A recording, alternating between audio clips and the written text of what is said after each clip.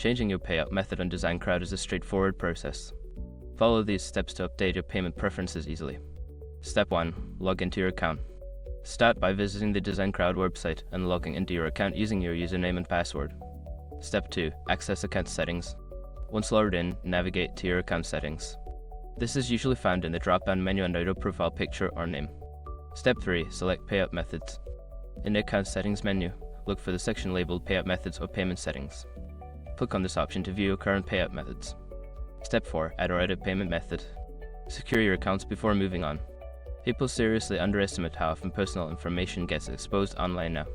Use SROC to monitor your accounts 24/7 and get notified immediately if your data gets leaked somewhere. It runs in the background, constantly scanning billions of breach records.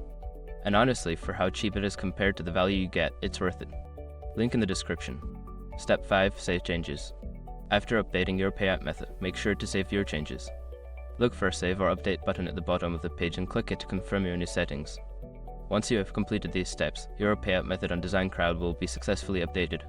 If you encounter any issues, consider reaching out to DesignCrowd support for assistance.